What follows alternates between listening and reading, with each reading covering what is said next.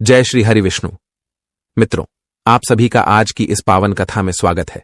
प्रिय मित्रों, कोई भी मनुष्य सत्य के विरुद्ध षड्यंत्र रचकर सत्य का अंत नहीं कर सकता। हार सदैव असत्य की ही होती है। यही विधि का विधान है। जो दूसरों का बुरा करने चलता है, स्वयं उसी का बुरा हो जाता है। संसार की कोई भी शक्ति ईश्वर की शक्ति को पराजित नहीं कर सकती। यही सूक्ष्म जगत का अटल सत्य है। मित्रों, भगवान पर अडिग विश्वास रखने वाला व्यक्ति बहुत ही उदार होता है। वह अपने प्रति बुरा चाहने वाले लोगों को भी क्षमा कर देता है।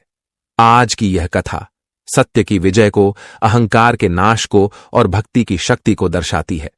तो चलिए मित्रों, आपका ज्यादा समय नष्ट न करते हुए आज की यह अलौकिक कथा प्रारंभ करते हैं। मित्रों, सतयुग काल में महर्षि कश्यप की पत्नी दिति के गर्भ से दो महान पराक्रमी बालकों का जन्म हुआ। इनमें से बड़े बेटे का नाम हिरण्यकशिपु और छोटे का नाम हिरण्याक्ष था। वे दोनों भाई असुर जाति के थे। वे दोनों अत्यंत ही बलशाली और महापराक्रमी थे। दोनों भाई अपने पराक्रम से तीनों लोकों को जीतने की इच्छा रखते थे। एक दिन हिरण्याक्ष ने स्वर्ग लोक पर आक्रमण कर दिया और देवताओं को पराजित करके स्वर्ग पर अधिकार कर लिया था। उसके बाद उसने समस्त भूमंडल को अपने अधिकार में कार लिया और पृथ्वी को समुद्र के नीचे ले जाकर छिपा दिया। इस घटना के बाद चारों ओर हाहाकार मच गया। ऐसा विचित्र दृश्य देखकर सभी देवता भयभीत हो उठे और सभी देवता सहायता के लिए बैकुंठ लोक में भगवान श्री हरि विष्णु के पास जा पहुंचे और उनसे सहायता की प्रार्थना की। देवताओं के प्रार्थना करने पर भगवान विष्णु ने पृथ्वी की रक्षा करने के लिए वराह अवतार धारण करके हिरण्याक्ष से युद्ध किया और उसे अपनी गदा के प्रहार से मृत्यु के घाट उतार दिया। मित्रों, अपने भाई के मृत्यु का समाचार जब हिरण्यकशिपु को मिली तो वह क्रोध की अग्नि में जल उठा और उसने यह प्रतिज्ञा ली कि वह भगवान विष्णु से अपने भाई की मृत्यु का बदला लेगा।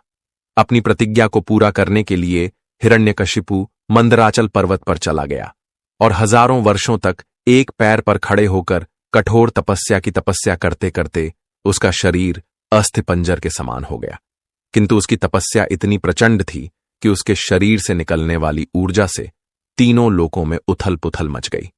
सभी देवता उसकी तपस्या से भयभीत होकर ब्रह्मा जी के पास जा पहुंचे और उनसे प्रार्थना करते हुए बोले, हे परमपिता, आप हिरण्यकशिपु को वरदान देकर उसकी तपस्या समाप्त कराए, अन्यथा तीनों लोकों में उथल पुथल मच जाएगी। मित्रों, देवताओं के आग्रह करने पर ब्रह्मा जी हिरण्यकशिपु के सम्मुख प्रकट हुए और उससे कहा, हे पुत्र, मैं तुम्हारी तपस्या से अत्यंत प्रसन्न हुआ। मांगो, तुम्हें क्या वरदान चाहिए? ब्रह्मा जी की आवाज सुनकर हिरण्यकशिपु ने अपने आंखों खोली और प्रणाम करते हुए कहा, हे सृष्टि के रचयिता, यदि आप मुझे वरदान देना चाहते हैं तो मुझे ऐसा वरदान दीजिए कि न ही मुझे कोई दिन में मार सके, न रात में, न मुझे मनुष्य मार सके, न पशु, न ही मैं धरती पर मरूं, न ही आकाश में, न अस्त्र से, न शस्त्र से, न घर के भीतर, न घर के बाहर। हिरण्यकशिपु की यह बात सुनकर ब्रह्मा जी ने बिना कुछ सोचे समझे उसे यह वरदान दे दिया। वरदान पाने के बाद हिरण्यकशिपु अपने आप को अमर समझने लगा और उसने अपने अत्याचार के बल पर समस्त धरा को अपने अधीन कर लिया और यह आदेश दिया कि कोई भी भगवान विष्णु की पूजा नहीं करेगा। जो भी पूजा करेगा उसे मृत्युदंड दिया जाएगा। मित्रों, उसी समय हिरण्यकशिपु की पत्नी कयाधु गर्भवती थी। जब यह समाचार देवताओं को मिली तो उन्होंने सोचा कि इस दुष्ट राक्षस के पुत्र को जन्म लेने से पहले ही नष्ट कर देना चाहिए। मित्रों, जिस समय हिरण्यकशिपु अपना प्रभुत्व स्थापित करने के लिए अन्य राजाओं से युद्ध कर रहा था, उसी समय सुनहरा अवसर पाकर देवराज इंद्र ने अन्य देवताओं के साथ हिरण्यकशिपु के राज्य पर आक्रमण कर दिया और हिरण्यकशिपु की पत्नी कयाधु को बंदी बना लिया। तभी उसकी पत्नी ने विनती करते हुए कहा, हे देवराज, मुझे छोड़ दीजिए, मेरा तो आपसे कोई बैर नहीं है, मैंने आपका कोई अहित नहीं किया है, फिर आप क्यों मुझे मारना चाहते हैं? कयाधु की बात सुनकर देवराज इंद्र ने क्रोधित होकर कहा, हे देवी, हम एक क्रूर और अधर्मी दैत्य की पत्नी को यहां नहीं छोड़ सकते हैं, यह हम सभी देवताओं के लिए हानिकारक है। इतना कहकर देवराज इंद्र दैत्यराज की पत्नी कयाधु को बलपूर्वक बंदी बनाकर ले जाने लगे।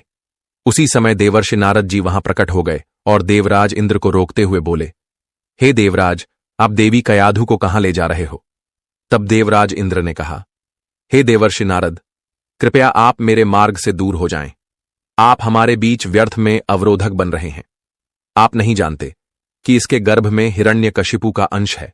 अगर वह जीवित रहा तो एक दैत्य और जन्म ले लेगा, जो फिर से इस संसार के लिए मुसीबत बनेगा, और मैं ऐसा कदापि नहीं होने दूंगा। देवराज इंद्र की यह बात सुनकर देवर्षि नारद जी ने बहुत ही गंभीर स्वर में कहा, हे देवराज, आप व्यर्थ ही चिंतित हो रहे हैं। कयाधु कोई पापिनी स्त्री नहीं है। इसके गर्भ में पल रहा शिशु अत्यंत ही भक्त और धर्मपरायण होगा। यही शिशु आगे चलकर भगवान विष्णु का परम भक्त बनेगा। इसलिए हे देवराज, तुम अपने मन से बालक को मारने की इच्छा त्याग दो। इस बालक को मारना तुम्हारी शक्ति के बाहर है। मित्रों, नारद जी के कथन का मान रखते हुए इंद्र ने कयाधु को छोड़ दिया और वापस स्वर्ग को चले गए। उसके बाद देवर्षि नारद जी ने देवी कयाधु को विष्णु भक्ति का उपदेश दिया, जिससे गर्भ में पल रहा बालक भगवान की भक्ति से ओतप्रोत हो गया। उसके बाद कयाधु ने नारद जी के सामने हाथ जोड़ते हुए कहा, हे देवर्षि, आज आपने मेरी और मेरी होने वाली संतान की रक्षा की। मैं सदैव आपकी आभारी रहूंगी। आपकी और ईश्वर की कृपा मुझ पर इसी तरह से बनी रहे। यही मुझे आशीर्वाद दे। आशीर्वाद देकर नारद जी उस स्थान से अंतर्ध्यान हो जाते हैं। धीरे धीरे समय बीतता गया और एक निश्चिंत समय बाद कयाधु ने एक पुत्र को जन्म दिया, जिसका नाम प्रहलाद रखा गया। समय बीतता गया। जब प्रहलाद बड़ा हुआ तो उसे शिक्षा ग्रहण करने के लिए गुरु के पास भेजा गया। वहां उसे राजनीति और असुरों की रीति एवं नीति सिखाई जाने लगी, किंतु वह उन बातों पर ध्यान न देकर सारा दिन भगवान विष्णु का नाम जपता और उन्हीं की भक्ति करता था। कुछ समय पश्चात उसकी शिक्षा दीक्षा पूरी हो गई और वह राजमहल में वापस लौट आया। लेकिन जब वह वापस लौट कर आया तो उसके विचार देखकर हिरण्यकशिपु चौंक गया। फिर उसने अपने पुत्र प्रहलाद को अपने पास बुलाया और पूछा, हे पुत्र, तुम्हें इस संसार में सबसे अधिक प्रिय क्या लगता है? अपने पिता के मुख से यह प्रश्न सुनकर प्रहलाद ने मुस्कुराते हुए कहा, हे पिताश्री, इस संपूर्ण जगत में केवल भगवान विष्णु ही सत्य हैं। मैं उन्हीं की भक्ति करता हूं और सदैव उन्हीं का नाम स्मरण करता हूं। यह सुनकर हिरण्यकशिपु का मुख गुस्से से लाल हो गया।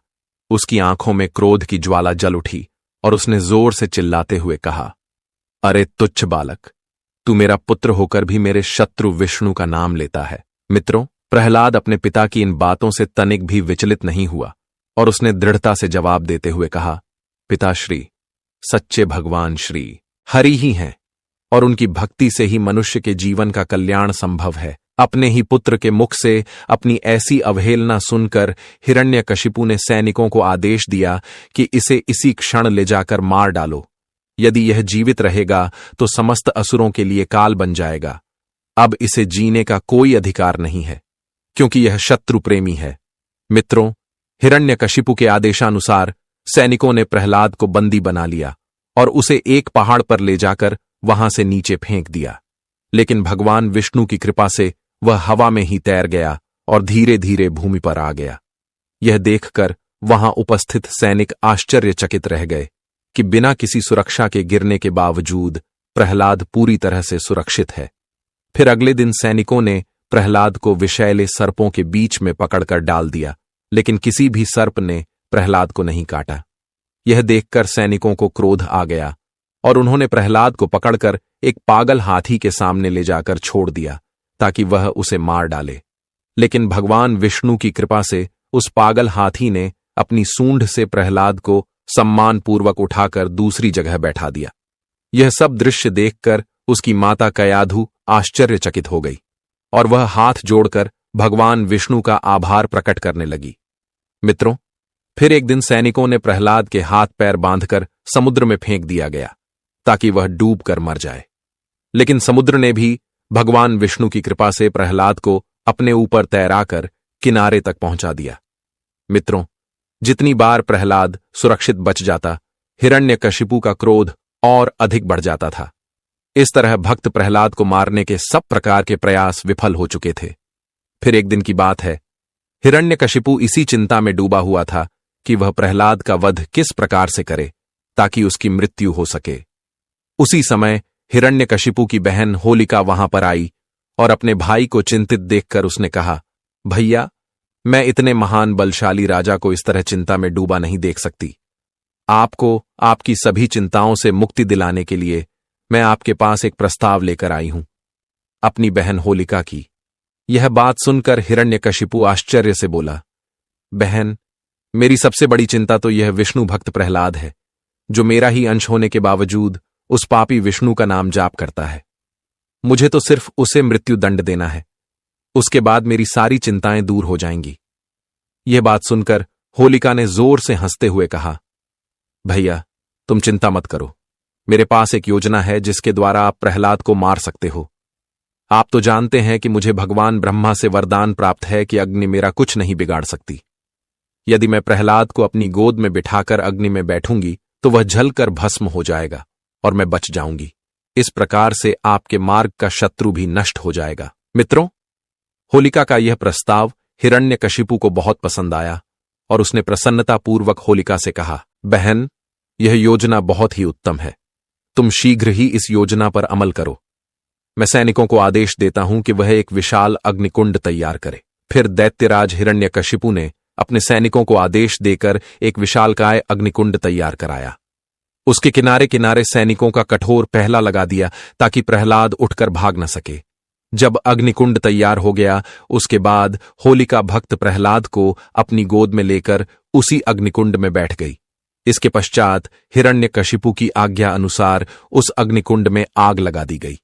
आग लगते ही चारों ओर आग की भीषण ज्वालाएं उठने लगीं। प्रहलाद हमेशा की तरह नारायण नारायण का नाम करने लगा, लेकिन जैसे जैसे अग्नि की आंच उन दोनों तक पहुंची, होलिका को अग्नि की तपन महसूस होने लगी। वह आश्चर्यचकित थी, क्योंकि इससे पहले अग्नि ने उसे कभी ऐसा अनुभव नहीं करवाया था। अब तो उसका शरीर जलने लगा। वहीं प्रहलाद निश्चिंत होकर बैठा था और भगवान विष्णु के नाम का जाप कर रहा था। जब होलिका का शरीर जल रहा था तो वह क्रोधित होकर चीखने लगी और भगवान ब्रह्मा के दिए वरदान को झूठा बताने लगी और कहने लगी, हे ब्रह्मदेव, तुमने मुझे झूठा वरदान दिया था, तुमने मेरे साथ छल किया है। तभी वहां ब्रह्मा जी प्रकट हुए और बोले, हे होलिका, शायद तुम भूल रही हो, यह वरदान देते समय मैंने तुमसे कहा था कि यह तभी प्रभावी होगा जब तुम इसे स्वयं की रक्षा करने या दूसरों की भलाई के लिए उपयोग करोगी। पर तुम्हारे हाथों से इस वरदान का दुरुपयोग हुआ है।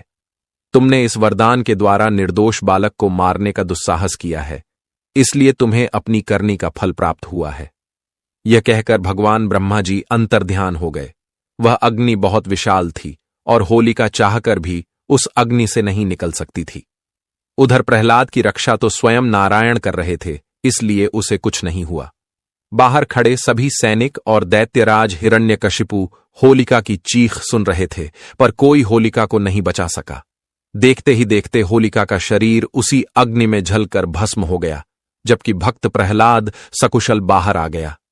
इस घटना के बाद से उस दिन को होलिका दहन के रूप में मनाया जाता है। मित्रों, होलिका के अहंकार और पाप ने उसे ही नष्ट कर दिया।